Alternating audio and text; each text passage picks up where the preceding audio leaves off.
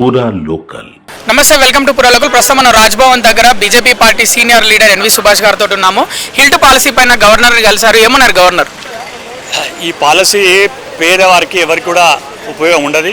ఇది కేవలం ఇండస్ట్రీస్కు దాని మీద వచ్చే రెవెన్యూ తప్పితే, ఎందుకంటే చుట్టుపక్కల ఉన్న గ్రామాల్లో ఇవాళ చాలామంది రైతులు కూడా వాళ్ళ ఏదైతే భూములు ఉన్నాయో దాన్ని కన్వర్షన్ చేసుకోవడానికి చాలా రోజులు అప్లై చేస్తున్నారు. చాలామంది బిల్డర్స్ కూడా అప్లై చేసినారు. కానీ సడన్గా ఇవాళ కాంగ్రెస్ ప్రభుత్వం ఏదైతే వాళ్ళ ఖజానాను చూస్తే ఖాళీ అయింది కాబట్టి ఒక అవకాశం దొరికింది వాళ్ళకు. ఈ హిల్ట్ పాలసీ కొత్తగా పట్టుకొచ్చి ఒక రకంగా ప్రభుత్వానికి మేలు జరుగుతుంది, ప్రభుత్వానికి ఖజానా నిండుతుందని చెప్తూనే అటు ప్రైవేట్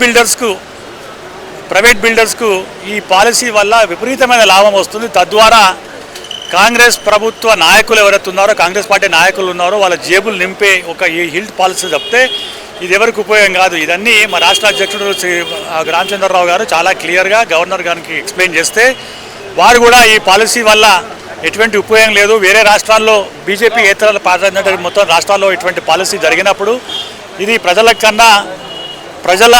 ప్రజలకు ఏదైతే హామీలు ఇచ్చిన ప్రభుత్వం ఏదైతే ఉందో ఆ ప్రభుత్వ ఖజానా ఏంటంటే ఆ నాయకుల ఖజానా నింపుతుంది తప్పితే ఇది ఎటువంటిది లేదు. గత ప్రభుత్వం బీఆర్ఎస్ ప్రభుత్వం 10 సంవత్సరాల్లో ప్రభుత్వ భూములు అన్నీ అమ్మేసి వాళ్ళ జేబులు నింపుకొని తర్వాత వాళ్ళకి తెలిసిన ఎవరైతే రియల్ ఎస్టేట్ ఏజెంట్స్ ఉన్నారో, రియల్ ఎస్టేట్ బిల్డర్స్ ఉన్నారో వాళ్ళకి డెవలప్మెంట్కి ఇచ్చిన తప్పితే అదే జాడలో అదే అడుగుల్లో ఈ కాంగ్రెస్ ప్రభుత్వం పోతుందని చెప్పి మేము చాలా ఇంప్రెస్ చేసినాం గవర్నర్ గారికి. గవర్నర్ తప్పకుండా వారికి స్పందించి మరి ప్రభుత్వానికి కూడా వీటి గురించి కూడా ప్రశ్న అడుగుతారని చెప్పి కూడా చెప్తుంది. భవిష్యత్ కార్యాచరణ ఏంటి?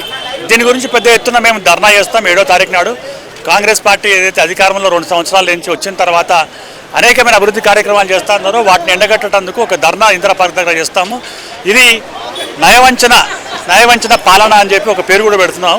దీనికి తప్పకుండా మీరందరూ కూడా రావాలి.